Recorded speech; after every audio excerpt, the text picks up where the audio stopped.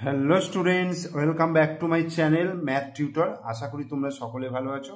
আজকে এই ভিডিওর মাধ্যমে আমি তোমাদেরকে পড়াবো ক্লাস 3-র আমার গণিত বইয়ের দ্বিতীয় পর্যায়ক্রমিক মূল্যায়নের 30 নম্বরের একটা প্রশ্নপত্র।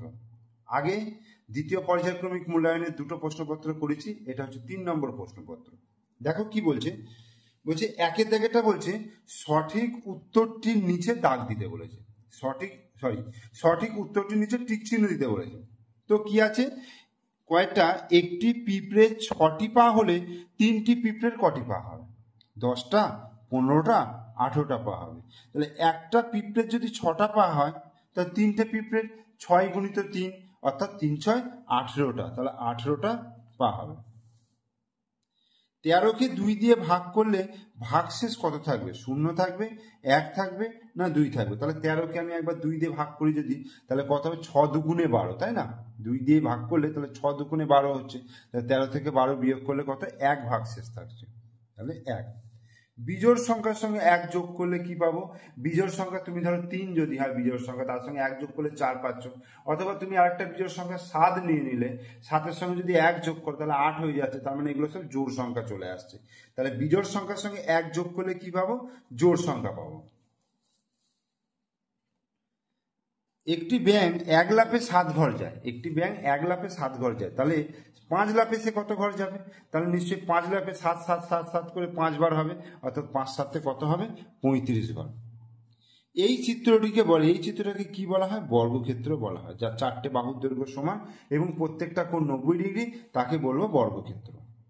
এখানে শূন্যস্থান পূরণ করতে বলেছে 750 পয়সা সমান কত টাকা কত পয়সা। আমরা জানি 1 টাকা মানে 100 পয়সা, তাহলে 7 টাকা মানে কত হবে? 700 পয়সা।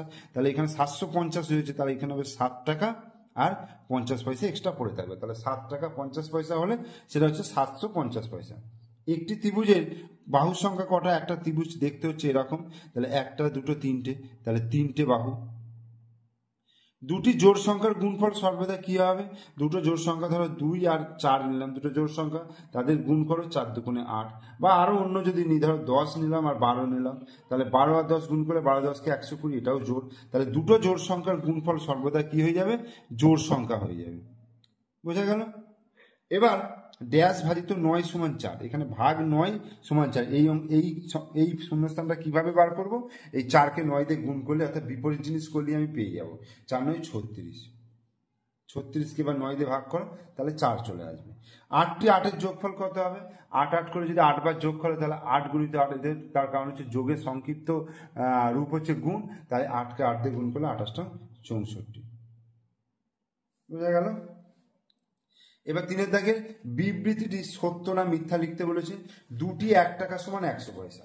একটা 1 টাকা মানে হচ্ছে 100 পয়সা, দুটো হলে 200 পয়সা হয়ে যায়, কিন্তু এখানে 100 পয়সা লেখা আছে, তাহলে এটা কি লিখবো? এটা হচ্ছে মিথ্যা। একটি চতুর্ভুজের বাহুর সংখ্যা 4, অবশ্যই একটা চতুর্ভুজ এরকম দেখতে হয়। চতুর্ভুজে 1 2 3 4 4টে বাহু, ঠিক আছে? একটি চতুর্ভুজের 4টে বাহু, তাহলে এটা ঠিক সত্য। 44কে 4 দিয়ে ভাগ করলে কত হবে? 4 11 44, কিন্তু এটা 12 রয়েছে, তাহলে মিথ্যা। আর 99 এর পরের সংখ্যাটি হলো 2 অঙ্কের, কারণ 99 এর পরের সংখ্যা হচ্ছে 100, এটা 3 অঙ্কের সংখ্যা, 1টা 2টো 3টে, কিন্তু এখানে দিয়ে আছে 2 অঙ্কের, তাহলে এটা কি হয়ে যাবে? মিথ্যা। এরপরে 4-এর দাগে দেখো 4টে লেখা অঙ্ক রয়েছে এবং প্রত্যেকটার মার্কস হচ্ছে 4 নম্বর করে। দেখো কয়েকটা কি বলছে, 705টি পেয়ারা 7টি বস্তায় সমান সংখ্যায় রাখলে প্রত্যেক বস্তায় কতগুলি করে পেয়ারা রাখা হলো এবং বস্তার বাইরে কতগুলি রইল। তাহলে 705টা হচ্ছে পেয়ারা রয়েছে আর 7টা বস্তা রয়েছে, তাহলে কি করতে হবে? এটা ভাগ করতে হবে, তাই তো? তাহলে 4-এর দাগের কয়টা আমি ভাগ করছি দেখো, 700 কটা? 705কে কত দিয়ে ভাগ করব? 7 দিয়ে, তাই তো? 7টা বস্তায়, তাহলে 7 1কে কি হবে? 7 গেল। এবার 0 নামলো, একটা সংখ্যা নামলেই আমাকে এখানে আরেকটা সংখ্যা খাওয়াতে হবে, তাহলে 7 0 কত হয়ে যাচ্ছে? 0। এবার আমার 5 নামছে, এটাও যাবে না 1 দিয়ে, তাই 7 0 0 5। তাহলে কি হলো? কটা বস্তায় হলো? প্রত্যেক বস্তায় কতগুলি পেয়ারা রাখা যাবে? অর্থাৎ প্রত্যেক বস্তায়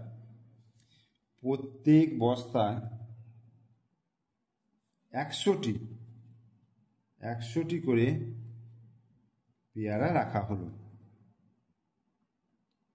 পেয়ারা রাখা হলো, 100টি করে পেয়ারা রাখা হলো। আর বস্তার বাইরে কতগুলো রইল? অতএব বস্তার বাইরে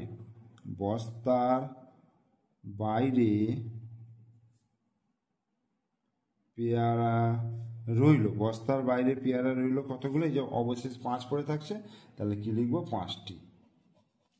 ঠিক আছে।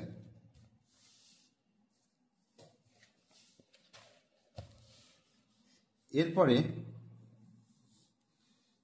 কয়েকটা, বহরমপুর থেকে বেলডাঙ্গা 4টি বাস ছাড়ছে, প্রতিটি বাসে 125 জন করে যাত্রী যাচ্ছেন। তাহলে 4টি বাসে মোট কতজন যাত্রী যাচ্ছেন? কি করতে হবে? একটা বাসে বলছে 125 জন করে, তাহলে 4টে বাস আছে, তাহলে কি করতে হবে? 125কে 4 দিয়ে গুণ করতে হবে। তাহলে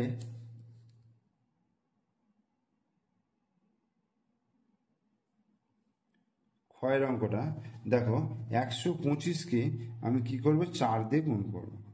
4 5 20 শূন্য, হাতে 2, 4 2 8 আর 2 10 শূন্য, হাতে 1, 4 1 4 1 5, তাহলে 500। তাহলে কি লিখবো? অতএব কি লিখবো? 4টি বাসে মোট কতজন যাত্রী যাচ্ছেন? অতএব 4টি বাসে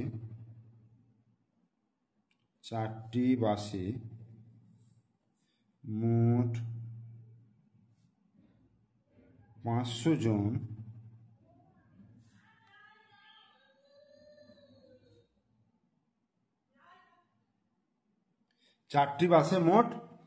জন যাত্রী যাচ্ছেন। এরপরে গয়ের অঙ্কটা দেখো, বলছে তোমার বাবা বাজারে গিয়ে 10 টাকা 50 পয়সার আলু, 210 টাকার মাছ আর 15 টাকা 50 পয়সার পেঁয়াজ কিনলেন। তিনি মোট কত টাকা খরচ করলেন? তাহলে আলু কিনেছে 10 টাকা 50 পয়সা, মাছ কিনেছে 210 টাকা, আর পেঁয়াজ কিনেছে 15 টাকা 50 পয়সা। তাহলে তিনি মোট কত টাকা খরচ করলেন? তাহলে যোগ করতে হবে। তাহলে দেখো, আলু হচ্ছে কত? আলু হচ্ছে 10 টাকা 50 পয়সা, আলু হচ্ছে 10 টাকা 50 পয়সা। আলু, মাছ হচ্ছে কত? মাছ বলে দিয়েছে 210 টাকা, এই 210 টাকার মাছ।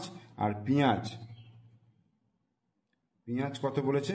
15 টাকা 50 পয়সা।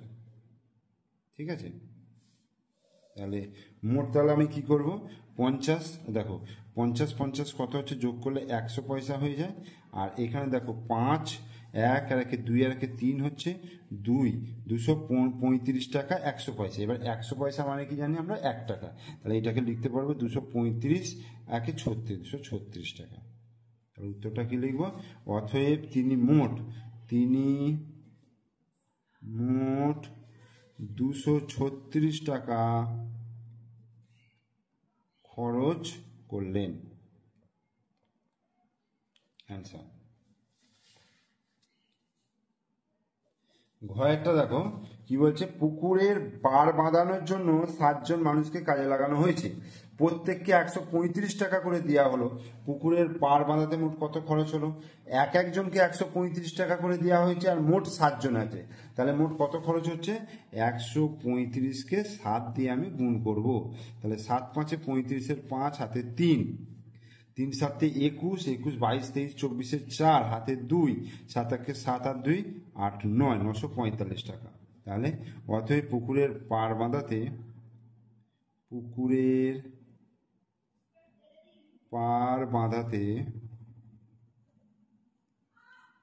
মোট 945 টাকা খরচ হলো।